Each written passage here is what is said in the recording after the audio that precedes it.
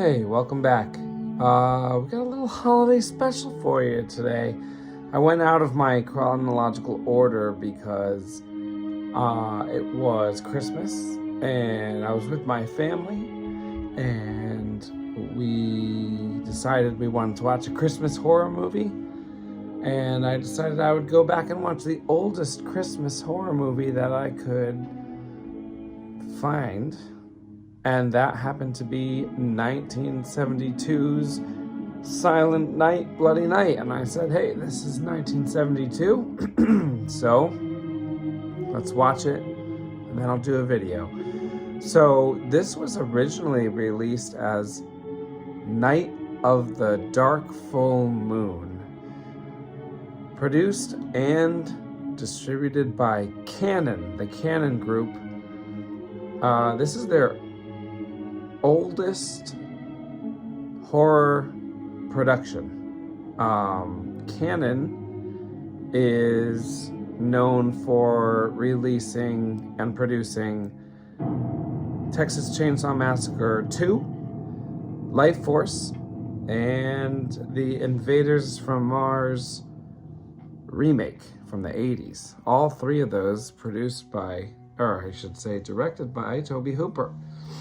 But those were all in the mid-80s, and this was made, I think, in 1970 and released at the end of 1972. November, actually, just in time for the Christmas holiday season. It was released under that title, Night of the Dark Full Moon, and then re-released in spring of 1973 as Silent Night, Bloody Night. And actually, it was re-released again as Death House in the 80s. And there's the cool 80s poster art. Kind of like that 80s poster art even more than the 70s, although it's pretty close. Let's go back to the 70s one. There we go. So,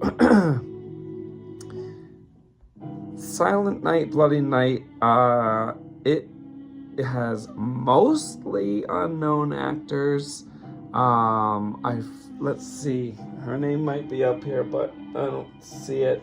There was a woman who was working with Andy Warhol a lot in the 60s. And then there was another woman that was a fashion model. And that's pretty much it. There was a man who was somewhat well known, but I didn't watch any of his previous films. Surprisingly, none of the names of the actors appear on the poster. But basically, the movie is about a house, and you can see the house up here in the poster. And the house is infamous. It's filmed on Long Island, New York. Although they don't really say that in the movie, but that's where it's filmed. It's filmed at Christmas time, in the winter. There's snow on the ground, and the house was the location of multiple murders, and now the house is up for sale. And so the lawyer who is helping to sell the house from the family who has owned it for a long time is trying to sell it. I think he's trying to sell it to the town, like the mayor's involved. And so while they're waiting for the deal to go through, that lawyer stays in the house, and while he's sleeping in the house, he is murdered. So not only were there murders in the past, but now someone else is being murdered, and they're trying to figure out who. And they're trying to figure out who it is, and the murderer was wearing black gloves, much like a Dario Argento film.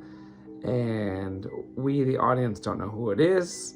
And they have this, thing where at least 3 of the main male characters are wearing black gloves, so you don't know which one of those it's going to be. And as they're trying to figure it out, more people get murdered, and that's pretty much how it goes. I would give this one a 5 out of 10. It's kind of messy plot-wise. I read that even the people that made it said the plot was a mess. There is a very long flashback in the final third of the movie. It's a black and white flashback, which I've seen, in this era. possibly done in black and white to save some money. The whole thing was very low budget. It's kind of interesting because I know later Canon got to be a fairly large company and put out some movies. It put out multiple Oscar-nominated movies, but this is as low budget as it gets. I think I read that it was made for between $200,000 and $300,000, which I guess it could be lower, but it just seems really low budget. The main actress, who I believe is the one that was involved with Andy Warhol, she is very bad. She is not a good actress. She really sticks out as not being good.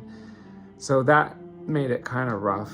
Really, none of the acting is great. But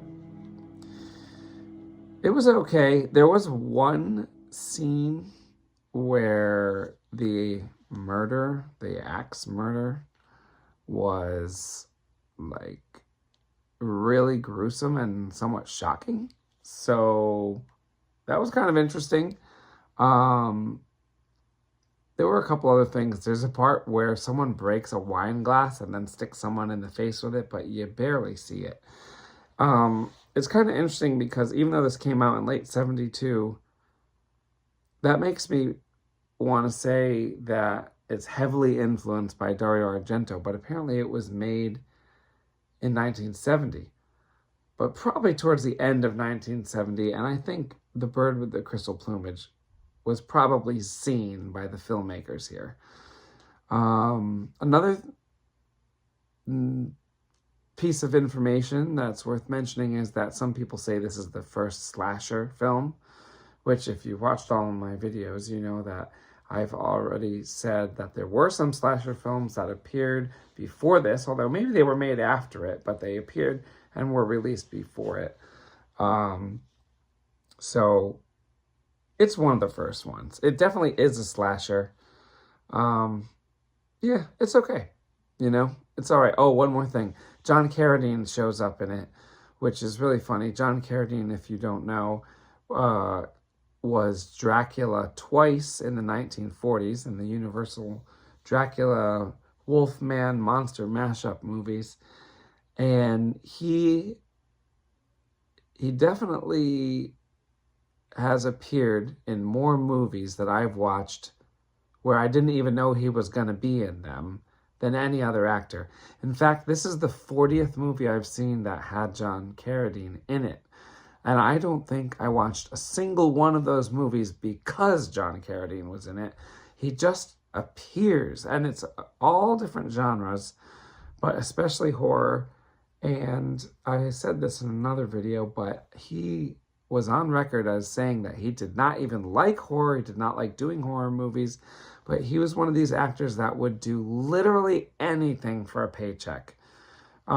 He does not even speak in this movie. He only rings a bell.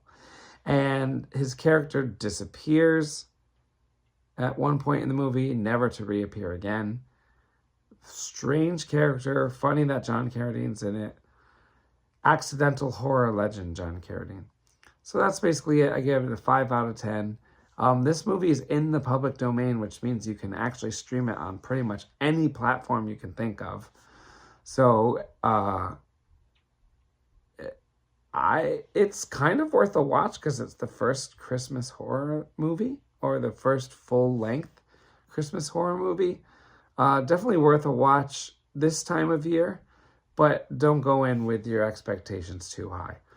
All right, we'll see you next time. Thanks for watching.